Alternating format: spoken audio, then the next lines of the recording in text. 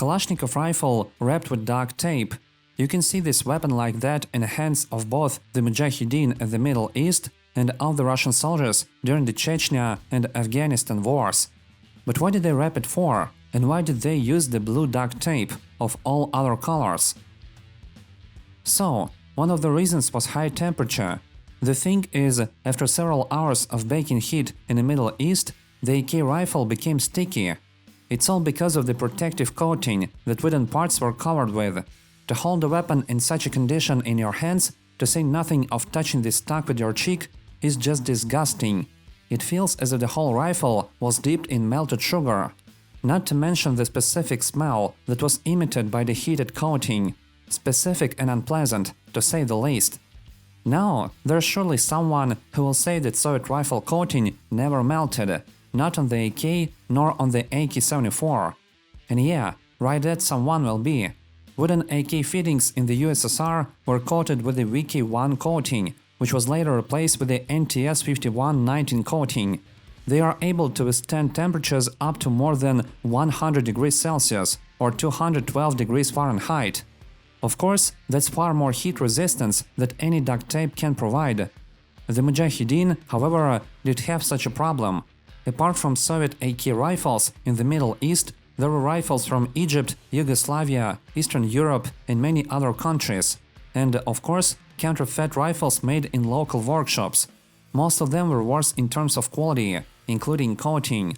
Since the coating of the wooden fittings began to melt, the Mujahideen peeled it off their rifles. Not the best idea, actually.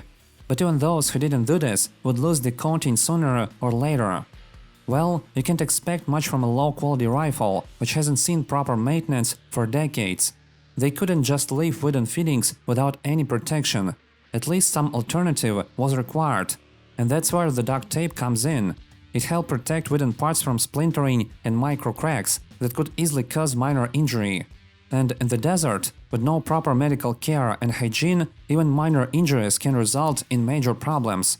What's more, some layers of duct tape in your hand feel much better than all the shabby wooden fittings, at least until the tape starts melting and smelling in the heat. Then again, it's not really always hot in, say, Afghanistan. For instance, in winter temperatures can drop to minus 20 degrees Celsius or minus 4 degrees Fahrenheit. Apart from that, duct tape prevents wooden fittings from falling off the rifle. Old parts are unpredictable and usually wouldn't want your stock or grip to break down all of a sudden, especially if it happens on a battlefield. And in what cases did Russian soldiers use duct tape? During the Chechen and Afghan wars, it was common for them to make dual, sometimes triple magazines. They wrapped the magazines with blue duct tape, putting either all sides or opposite sides upwards. This helped decrease reloading time, which is important in urban combat. However, a lot of soldiers refused to practice this, as it increased the probability of dirt getting inside the non-attached magazines, which could lead to weapon problems. But why did the duct tape have to be blue? Well, it's easy. USSR simply didn't have a vast number of goods. Even blue duct tape was not available for everyone, and duct tape in other colors was an even more rare sight. Blue duct tape had the highest ultraviolet resistance, which is why it didn't decompose. Moreover, it was stickier than the Soviet black duct tape. Initially, it was designed for electricians to insulate wiring during repairs. However, soon it was used in all kinds of household tasks. That's how it got into the army. That said, Russian soldiers only used blue duct tape on magazines, as they simply had no necessity to wrap other parts. Local folks from the Middle East used duct tape in different colors, from blue and green to yellow and red. Moreover, they used it not only on AK, but also on PKM and RPK machine guns.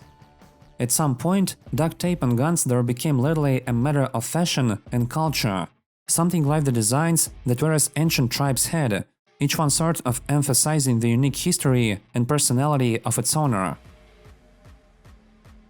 That's all for today. Thank you all for watching. Don't forget to hit the like and subscribe to the channel. This was Casper, and we'll see you next week.